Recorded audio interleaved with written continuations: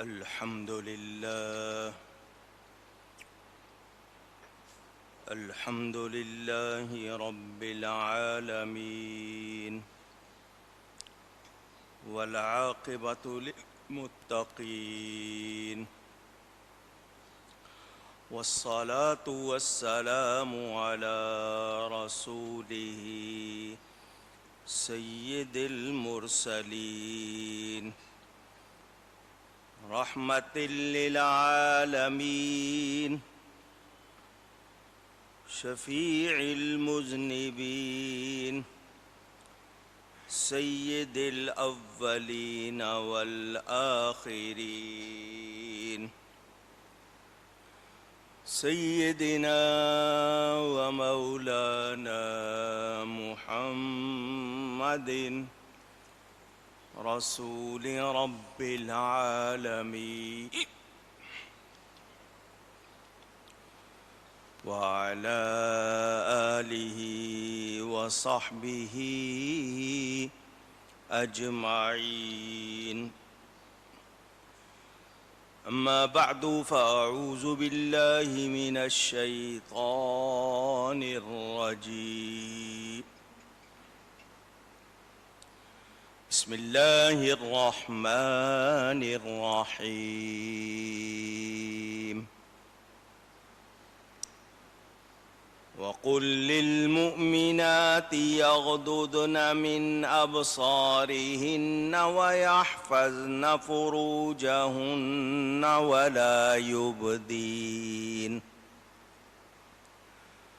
ولا يبدين زينتهن إلا ما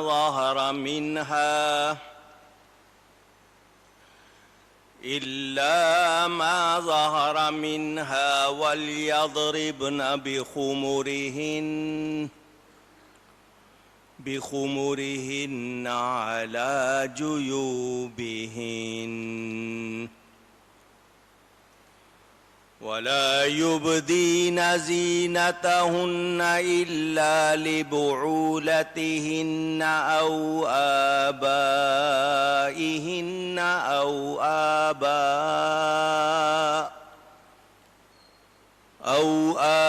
آباء بعولتهن أو أبنائهن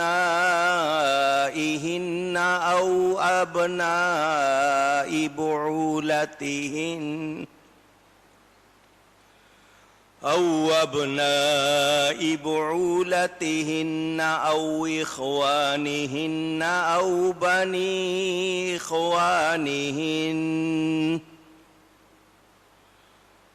بني إخوانهن أو بني أخواتهن. صدق الله العلی العظیم. محبت کے ساتھ ایک مرتبہ درود شریف پڑھ لیجئے. اللہم صلی علی سیدنا و مولانا محمد معدن الجود والکرم وآلہ وصحبہ وبارک وسلم.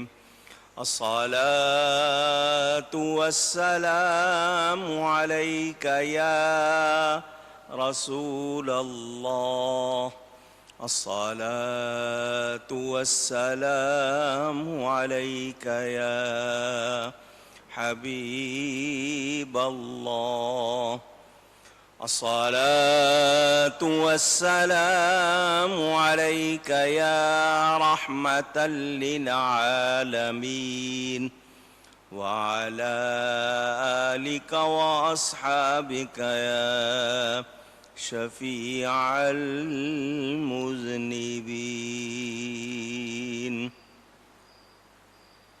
حمد و صلات کے بعد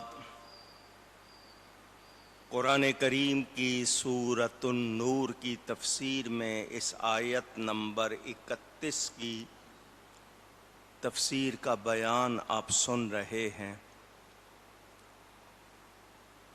میں نے اس میں کچھ تفصیل آپ تک پہنچائی. معاشرے میں جو باتیں راہ پا گئی ہیں، رواج پا گئی ہیں، اور ہم لوگ شریعت کو سنت کو بھلا کر فیشن کے دل دادا ہو گئے، اس کے نتائج ہمارے سامنے ہیں۔ پردے کا حکم، شرم و حیا کا حکم اور زینت بناؤ سنگار، اس سب کے حوالے سے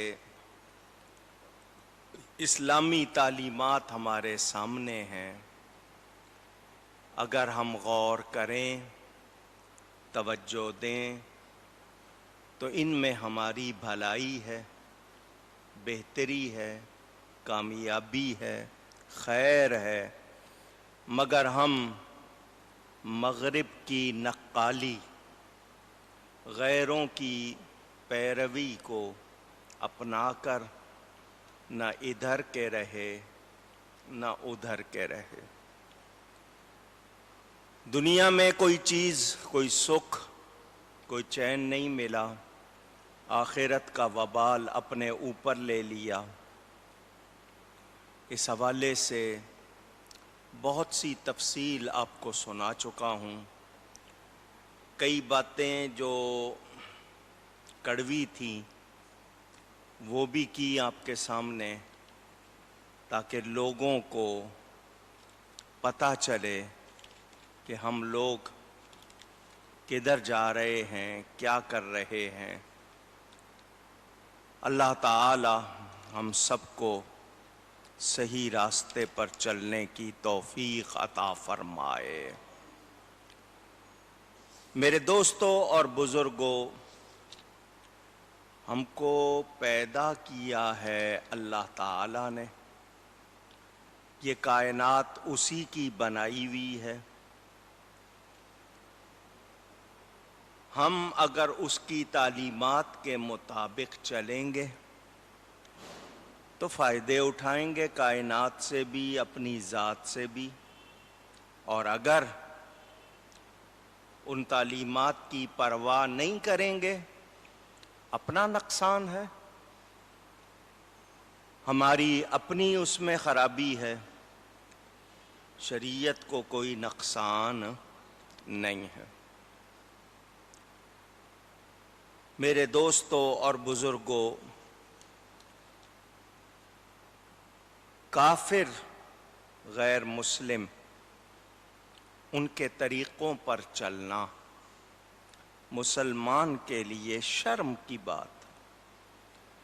آپ کے پاس ان سے بہتر ہے، بہت بہتر ہے، اس کو چھوڑ کر آپ ان کا گند اپنا رہے ہیں، یہ اچھی بات نہیں ہے۔ اسلام نے عورت کے لیے عزت رکھی ہے، مگر یہ عورت اسلام کو چھوڑ کر غیروں کے پاس جا رہی ہے، جنہوں نے اس کو کوئی سکون، کوئی راحت نہیں دی ہے۔ اللہ تعالی ہدایت عطا فرمائے۔ میں نے آپ کو بہت سی تفصیل بتا دی،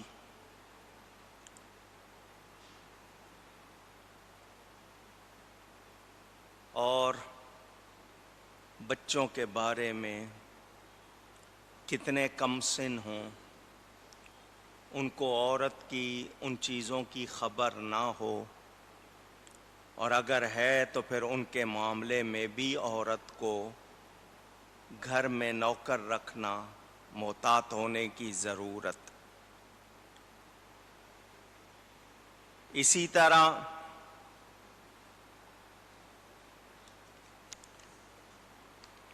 عورتوں کے درمیان آپس میں کیا ہونا چاہیے، اس کا بھی بیان آپ نے سنا ہے۔ بچہ کس کو کہتے ہیں وہ بھی میں نے آپ کو بتایا، اور وہ لوگ جو کم سن بچوں کے حوالے سے غلطی میں مبتلا ہیں وہ بھی آپ کو بتایا۔ ذکر بالجہر، آواز کے ساتھ ذکر کرنا عورت کے لیے اس کو منع کیا گیا، کیونکہ اس کی آواز بھی پردہ ہے۔ پازیب پہننا، پائل پہننا، اس حوالے سے بھی میں نے آپ کو بتایا، اور کہا گیا سب کے سب اللہ کے ہاں توبہ کرو۔ ایک مسئلہ بتا دوں، نافرمانی کرنے والا گناہگار ہے۔ کیا ہے؟ پھر کہیے گا۔ وہ ایمان سے خارج ہوتا نہیں۔ ہاں، حکم کا انکار کر دے گا، اللہ اور اس کے رسول کے حکم کا انکار کرے گا تو ایمان سے خارج ہو جائے گا۔ ہم کتنا ہی اپنے آپ کو طاقتور سمجھیں، بالآخر کمزور ہیں، کوتاہی ہو جاتی ہے۔ کبھی نفس و شیطان کا غلبہ ہو گیا، کبھی بھول چوک ہو گئی، تو اللہ نے توبہ رکھ دی۔ یہ اس کی ہم پر مہربانی ہے کہ توبہ کا دروازہ اس نے ہم پر بند نہیں کیا۔ جملہ اہل ایمان تمام مومنوں کو توبہ کا حکم دیا، مجرم نہیں فرمایا تاکہ رسوائی نہ ہو، اور بتا دیا کہ اس میں تمہاری کامیابی ہے۔ جو توبہ کرتا ہے اس کو نقصان نہیں ہوتا، توبہ کرنے والا گھاٹے میں نہیں رہتا۔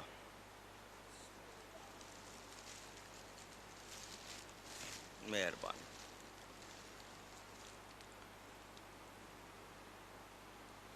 توبہ کیا ہے؟ جو غلطی ہو گئی اس پر شرمندہ ہو جائے،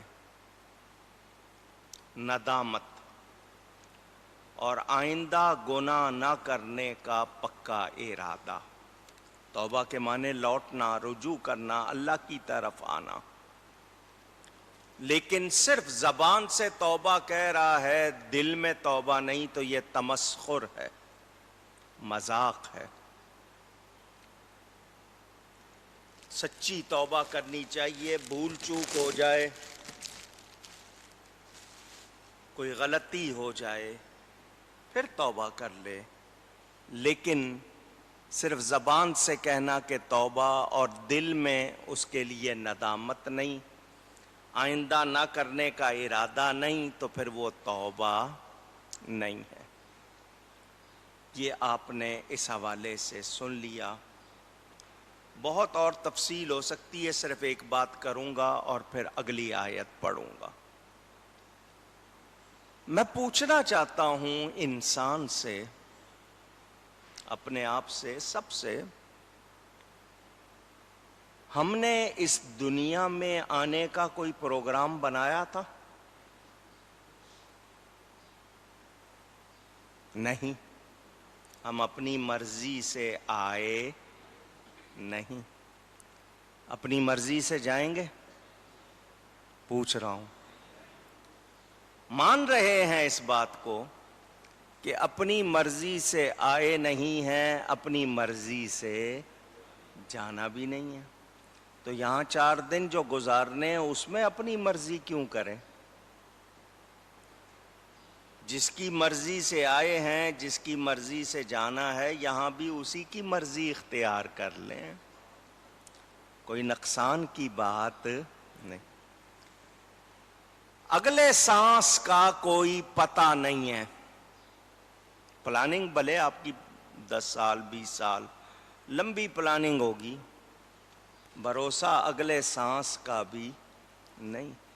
تو کس بلبوتے پر گناہ جمع کر رہے ہیں؟ کس برتے پر نافرمانی کر رہے ہیں؟ توبہ کا بھی خیال نہیں، ابھی توبہ کر لوں گا، ابھی تو جوان ہوں، بوڑھا ہو کے توبہ کروں گا جب گناہ کی ہمت نہیں رہے گی۔ تو بوڑھے ہونے کی امید ہے، پتہ ہے کہ بوڑھا ہوں گا، وقت آئے گا، اس کا نہیں پتہ۔ تو انسان توجہ کرے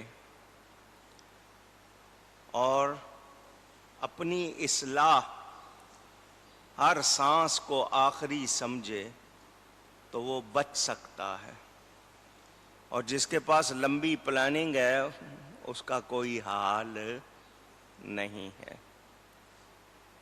وہ لوگ جنہوں نے دنیا میں اس طرح وقت گزارا جیسے حدیث میں ہے، کن فی الدنیا کأنک غریب، دنیا میں اس طرح رہو جیسے اجنبی رہتا۔ غریب کے معنی اجنبی کے ہیں۔ مالدار جو نہیں ہوتا جس کو آپ غریب کہتے ہیں وہ بھی اجنبی ہی ہوتا ہے نا۔ ہم یہاں رہ رہے ہیں پلاننگ کے ساتھ، تو ہم نے معاملہ کر دیا الٹا۔ مسافر کی طرح رہنا تھا کہ ٹرین آئے گی چلے جانا ہے، اور ہم نے پلیٹ فارم کو ہی گھر بنا لیا ہے، ساری پلاننگ کر لی ہے، وہیں رہنے کا سارا انتظام۔ تو اس کا مطلب ہم نے اپنے ارادے کو صحیح رکھا نہیں، تو نتیجہ جو آئے گا وہ آپ کے سامنے۔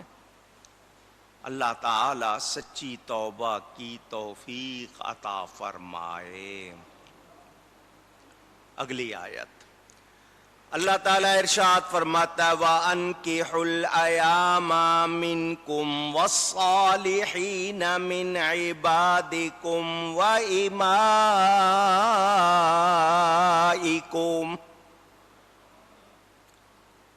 یہ آیت نمبر 32 سورہ نور پارہ 18، بڑی اہم آیت ہے، اس لیے آپ کو یہ نمبر بتا رہا ہوں۔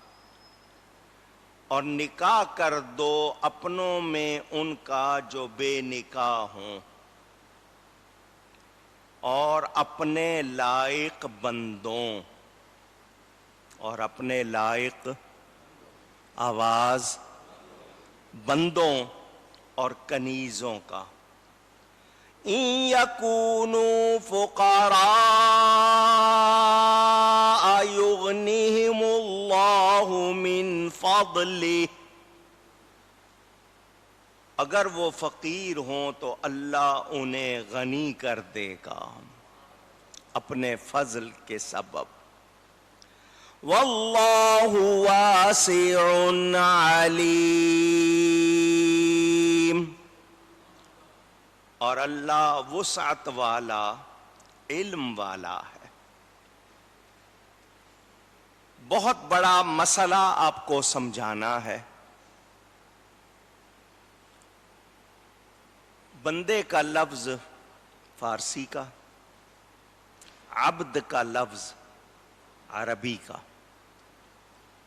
ہم کس کے بندے ہیں؟ آواز پھر ایک مرتبہ اللہ تعالیٰ کے۔ اللہ فرما رہا ہے اپنے بندوں کا، من عبادکم، تمہارے بندے۔ عباد مضاف، کم ضمیر مضاف الیہ، تمہارے بندے، اپنے بندوں کا، اپنے عبد کا، اپنے عباد کا۔ یہ میں نے کیوں بات کی، میں اس کی وجہ بتاؤں۔ لوگ کہتے ہیں عبد کی نسبت صرف اللہ کی طرف ہونی چاہیے۔ اللہ کا بندہ، اللہ کی بندی، اللہ کے بندے۔ یہاں قرآن کہہ رہا ہے اور نکاح کر دو تم میں سے جو بے نکاح ہوں، اور اپنے لائق بندوں کا اور کنیزوں کا۔ تو یہاں پتہ چلا کہ عبد کی نسبت غیر خدا کی طرف کی جا سکتی ہے، کی جا سکتی ہستی اونچی.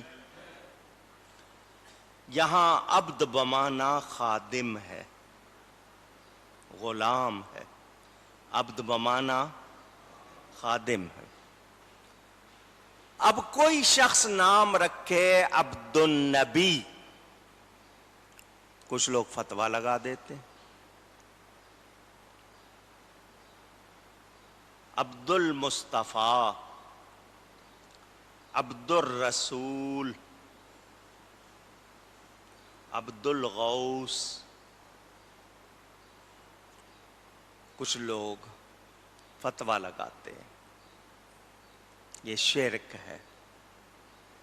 بندہ صرف اللہ کا ہوتا ہے، تم نے نبی کا، رسول کا، مصطفیٰ کا، غوث کا بندہ کہہ دیا. قرآن کی آیت نے جواب دے دیا کہ عبد کے معنی عبادتی کے حوالے سے نہیں، غلام کے بھی ہیں، خادم کے بھی ہیں. عبد النبی کا معنی ہوگا نبی کا غلام، نبی کا خادم. عبد الرسول، رسول کا خادم، رسول کی عبادت کرنے والا نہیں ہوگا. یہ آیت ان تمام لوگوں کے لیے جواب ہے جو کہتے ہیں عبد النبی نام نہیں رکھ سکتے.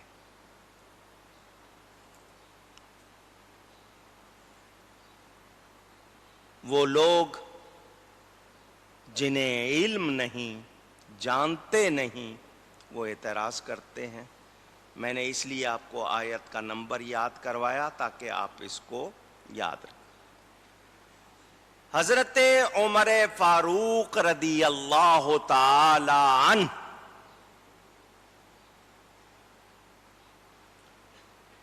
کہ وہ ہستی کے حضور فرماتے ہیں میرے بعد کوئی نبی ہونا ہوتا تو عمر نبی ہوتا. میں آخری نبی ہوں، میرے بعد کوئی نبی